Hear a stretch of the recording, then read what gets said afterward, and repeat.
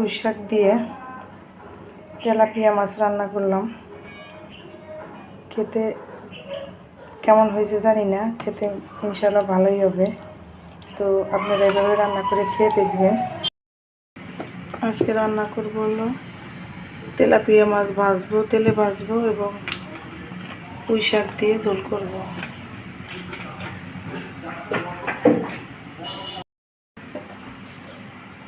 সবজি দিয়ে ঝোল করবো। পুঁই শাক ভাজিও খাওয়া যায়, ঝোলের মধ্যে দিয়েও খাওয়া যায়। ভেন্ডি ভাজিও খাওয়া যায়, ঝোলের মধ্যে দিয়েও খাওয়া যায়। তাই আজকে আমি আর এই দুইটা ভাজবো না, ঝোল করব।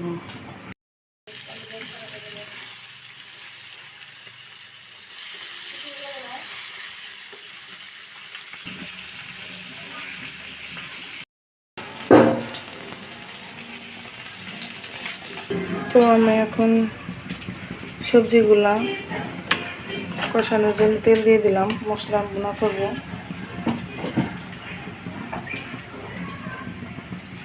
আমি আবার সবজি তরকারি খাইতে বেশি পছন্দ করি, সবজি খাওয়া পরে বেশি আমাদের।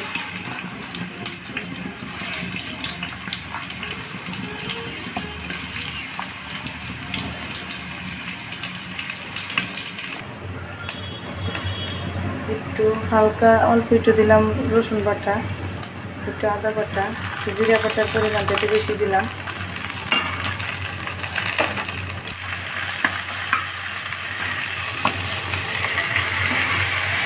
অল্প পরিমাণ ধনিয়া গুঁড়া দিলাম।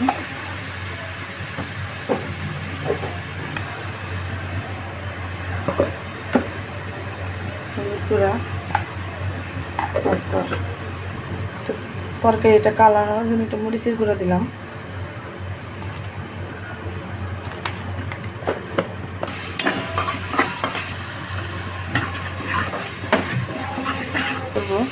সবজি নিচ্ছি কম, এর মধ্যে আমি পুঁই শাক দিয়ে দেবো, এটা একটু সেদ্ধ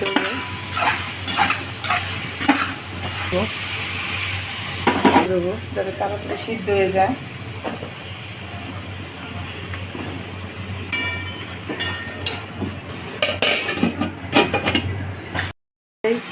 আদা সেদ্ধ হয়ে গেছে, আমি এখন পুঁই শাকটা দিয়ে দেবো।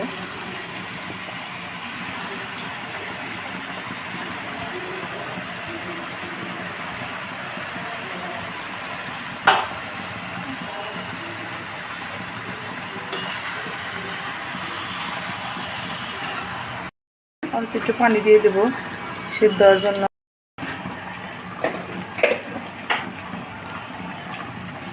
তো এখন ঢাকা দিয়ে দেবো যাতে সিদ্ধ হয়ে যায় তাড়াতাড়ি।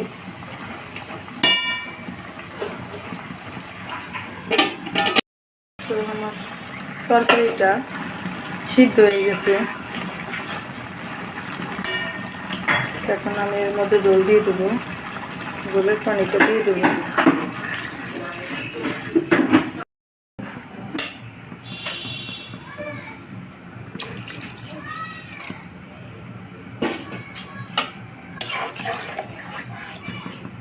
পানি আর দিব না, কারণ আমার সবগুলো তরকারি সেদ্ধ হয়ে গেছে। এখন এটা বলক আসলে ভাজা মাছগুলো দিয়ে দেব,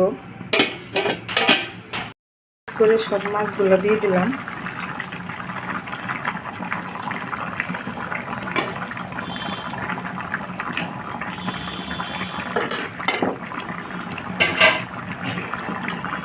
আমার তরকারিটা প্রায় হয়ে যাওয়ার পথে।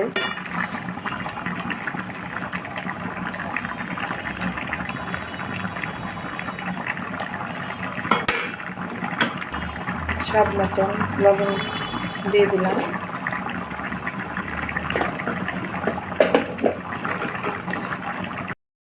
তো এই আমার পুঁই শাক দিয়ে তেলাপিয়া মাছ রান্না করলাম।